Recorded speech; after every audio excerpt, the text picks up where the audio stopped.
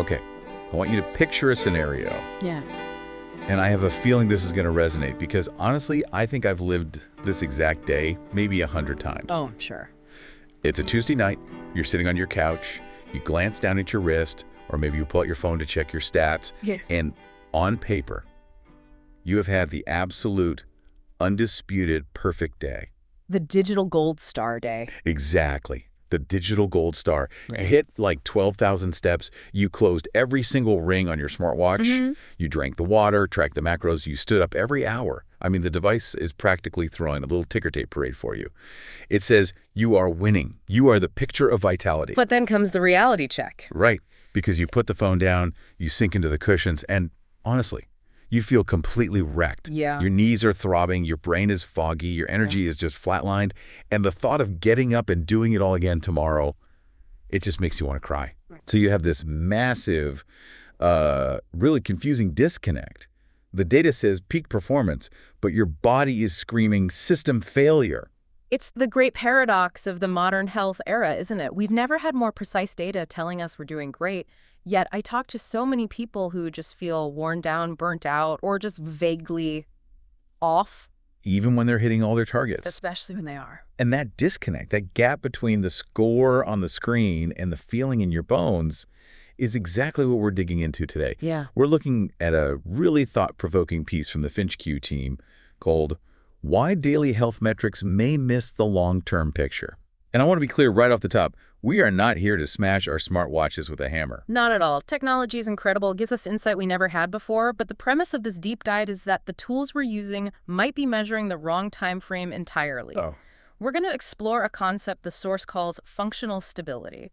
And essentially we're asking, why does winning the day so often lead to losing the decade? Winning the day, but losing the decade. Wow. That is a haunting phrase. It sounds dramatic, but when you read through this material, it actually makes a lot of sense. It really does. So let's strip this down. Why is there such a massive gap between what my watch says and how I actually feel? Well, it starts with the seductive nature of what the source calls daily precision. Daily precision. Yeah, think about what your phone tells you. It's immediate, it's detailed, and it's reassuringly precise. You walked 10,432 steps. Your heart rate variability was 42 milliseconds. Right. You slept for 6 hours and 14 minutes. It feels like control. It feels like a report card. If I get an A, I'm healthy, I see the number, I hit the number. And you get that dopamine hit. Exactly, you get the dopamine hit. Precisely. But the source argues that daily precision can also be misleading. Just because the data is precise to the decimal point doesn't mean it's telling you the whole story of your biology. Just a snapshot. It's capturing a snapshot, but biology is a movie. A movie that's running 2047. So go back to that 12,000 step Tuesday where I feel terrible. What's actually happening there biologically? Why is the data lying to me? Well, it's not that the data is lying. You did take the steps. It's that the data is incomplete. Okay. You can hit those numbers every day for a week. You can force the output through sheer willpower and, caffeine. But underneath that activity, your sleep quality might be slipping by 5% a night. Your stress recovery, how quickly your cortisol drops after a tense meeting, that might be quietly eroding beneath the surface. So the daily metric looks at the output, the steps, the calories, and says, good job. Right. Mission accomplished. But it doesn't see the physiological cost of that output. Exactly. It measures the miles driven, but not the wear and tear on the engine or how much gas is left in the tank. And here's the key insight from the text that frames this whole discussion. What's that? The body keeps its own score measured over months, not days. That distinction seems crucial. The watch is on a 24-hour cycle. At midnight, the rings reset. Total reset. The step count goes to 0. It forgets yesterday. It forgets that I didn't sleep well on Sunday. Right. But your body does not have a reset button. Your body remembers yesterday. It remembers the poor sleep from last week. It remembers that stressful flight you took last month or the virus you fought off 2 weeks ago. The source calls this a mismatch of time frames. A mismatch of time frames. It's not that you failed in your discipline. It's simply that the tool you're using is rewarding short-term activity, capturing a moment, while your biology is operating on this, long-term continuum. I think this is where that clean daily segment idea comes in. The source mentions that we try to fit our health into these neat little 24-hour boxes. Yeah, because that's how we structure our calendars. Right. Which is absurd when you think about it biologically. Real life is not composed of clean daily segments. Mm. Real life, as the text points out, it stretches across busy work weeks, disrupted sleep, travel, emotional stress. And these are what ordinary fluctuations that no single day can explain. So if I look at just today's step count, I am stripping away the context of everything else happening in my life. You are. It's like looking at a single frame of a movie where someone is smiling, and assuming it's a romantic comedy, but you miss that in the previous scene their house burned down. That's a great way to put it, actually, yeah. And this mismatch leads to a really dangerous trap. The source identifies this as mistaking motion for stability. I want to spend some time on this because motion versus stability sounds like semantics at first glance, but the source suggests it's a fundamental misunderstanding of health. I usually equate them. If I'm moving, I'm stable. If I'm active, I'm healthy. Why is that a mistake? Think of it this way. Motion is output. It's just activity. You can force motion even when you're injured or tired or sick. We see athletes do it all the time, playing through pain. Sure. Stability is different. Stability is it's resilience, it's capacity. It's the ability to handle the motion without, breaking down. So motion is what I do, and stability is what I am. In a way, yes. That's a good way to put it. Stability is the foundation. You could be running 5 miles a day. That's high motion. Your app loves you. It says you're crushing it. Right. But maybe your ability to bounce back from that run is getting worse every week. Your joints are slightly more inflamed each morning. Your resting heart rate is creeping up by a beat or two. That is stability dropping. And because the motion is high, the noise of the activity masks the signal of the decline. Exactly. You don't notice the foundation cracking because you're too busy building the second floor Mm. until you hit a wall. And the text describes this specific feeling of confusion. Why do I feel off when everything looks fine? I have asked myself that exact question. My stats are perfect. Why am I so irritable? Why are my knees aching? Why is my focus shot? Mm-hmm. And usually my default, and I think it's the default for most people, is to just blame myself. I think I need to push harder, or I'm being lazy, or I just need more coffee. That's the tragedy of it. People blame their discipline. They double down on the very thing that's draining them. But the source says this isn't a failure of discipline. It's what? It's a failure of context. You're looking at a snapshot when you need to be looking at the trend line of your independence. Let's talk about that word independence. Mm. The FinchQ team brings this up as a major focus. It feels heavier than just fitness. Yeah. Fitness feels like gym selfies. Independence feels like life. Yeah. We're talking physical, cognitive, emotional independence. And this connects right back to that timeline issue. The source makes a crucial point. Independence is not lost in a moment. Right? Unless you have some catastrophic accident, you don't wake up one Tuesday and suddenly lose your mobility or your cognitive sharpness. It's not a cliff you fall off, it's a slope. A very gentle, almost imperceptible slope. The text says it changes often quietly through patterns that only become visible when time is allowed to do its work. And those changes are invisible to a daily tracker because they're too slow. They're below the threshold of the daily alerts. Yeah, that's it, exactly. It's the classic boiling frog situation. If the water heats up slowly enough, you don't notice until it's too late. But in this case, the water is what? Stress, fatigue. It's the erosion of functional stability. It's the slow loss of the ability to handle the ordinary fluctuations of life. Right. And because our tools are so focused on urgency, on, did you move now? Did you close the ring now?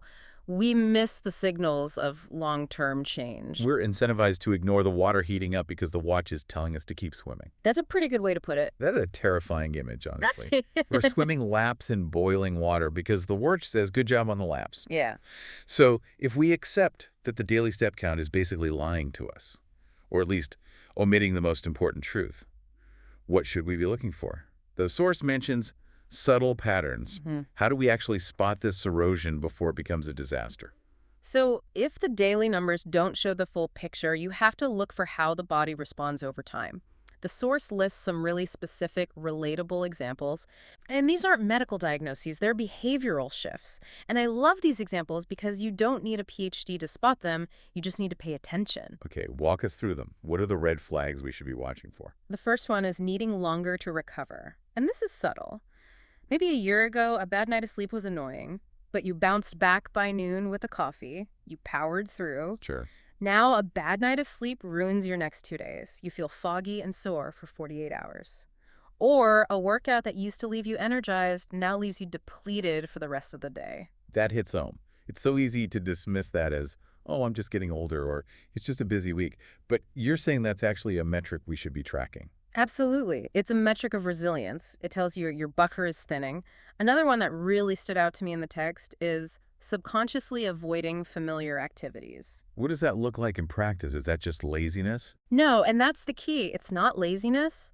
It's when you stop taking the stairs, not because you made a conscious decision like I'm saving energy, but just because you don't. You just find yourself at the elevator. You gravitate toward the elevator, or you stop getting down on the floor to play with the dog. You start asking others to grab things from the bottom shelf. It's a micro withdrawal. Exactly.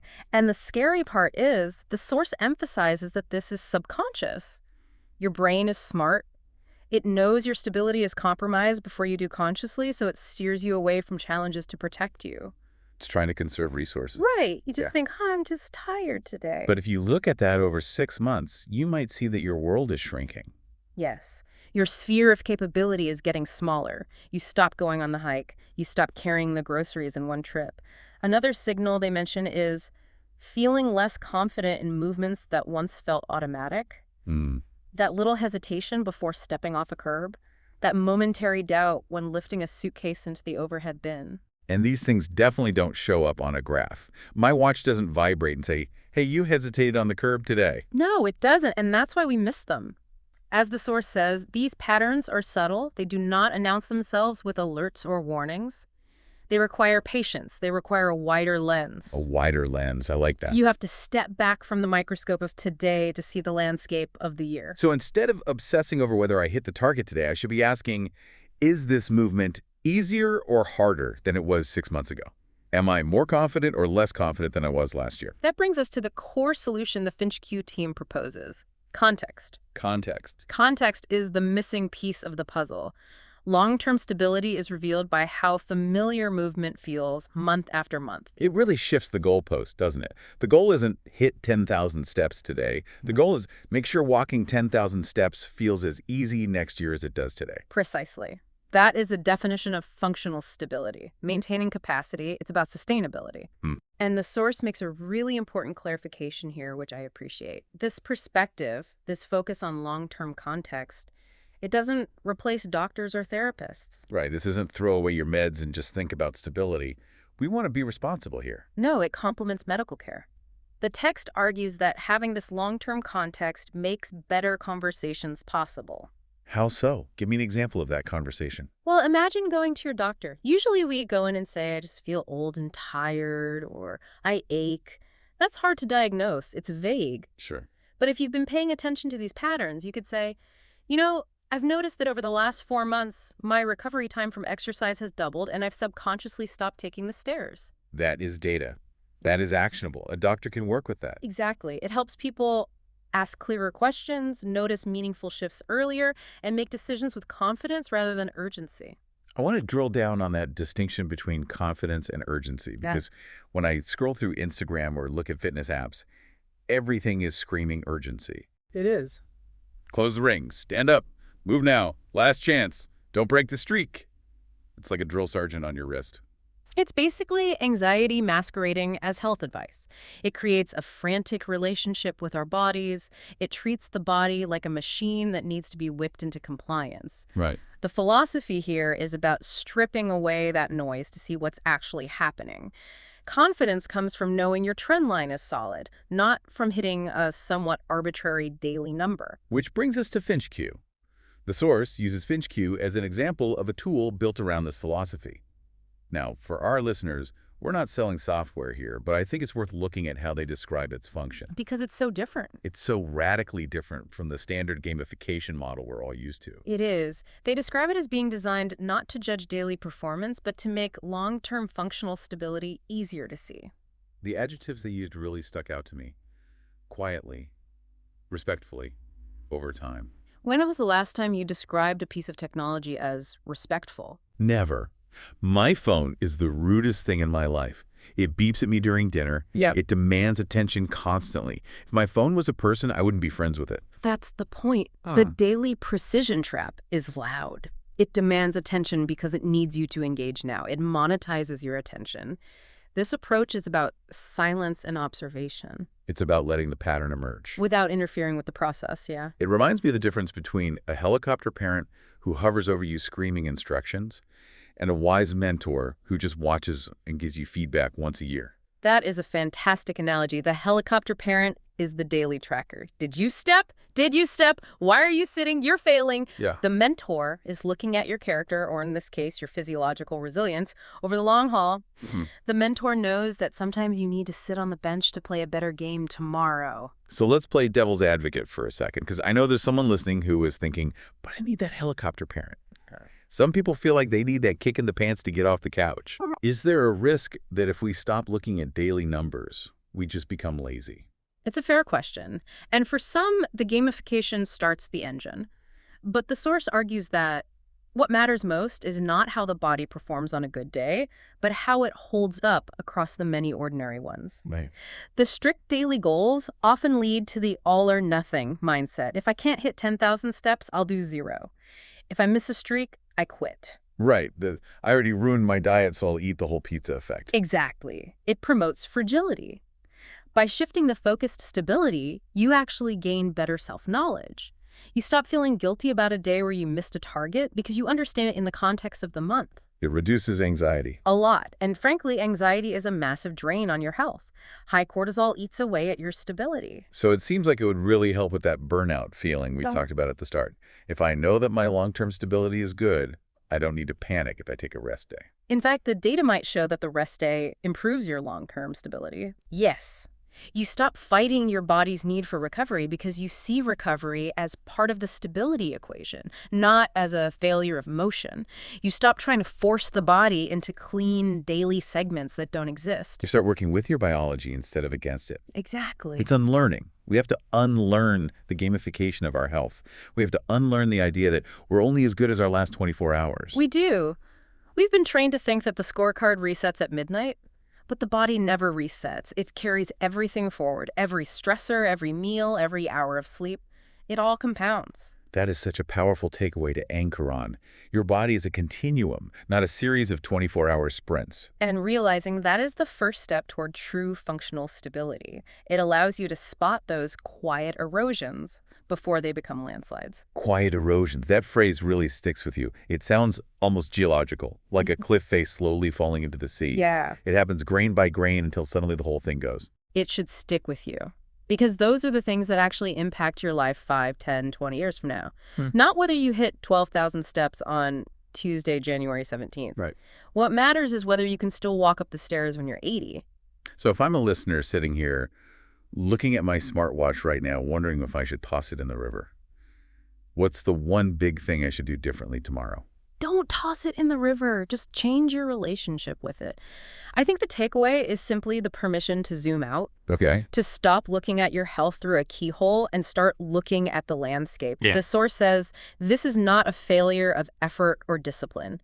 If you feel off despite the data, trust your feeling. Trust the context. Trust the context. I love that. It's a relief, honestly. It feels like taking a heavy backpack off. You don't have to win every single day to be winning at life. In fact, trying to win every single day, ignoring the pain, ignoring the fatigue, chasing that gold star might be exactly what causes you to lose the long game. And that is a perfect place to leave it. We've covered the mismatch of time frames, the danger of mistaking motion for stability, and the importance of those subtle, quiet signals that tell us how we're really doing. It's a shift from urgency to confidence, and I think we could all use a little more of that. Absolutely. So here's a thought to chew on as you go about your probably very busy day. We talked about how the body keeps score over months, while your watch keeps score over days. So ask yourself this. If you stop looking at your daily stats for a month, completely ignored them, and only paid attention to how much energy you had on Friday afternoons, what completely different story might your body tell you? Are you winning the daily game but missing the quiet erosion that's happening right underneath it? It's a brave experiment to try. It is. Give it some thought. Thanks for diving in with us. Always a pleasure.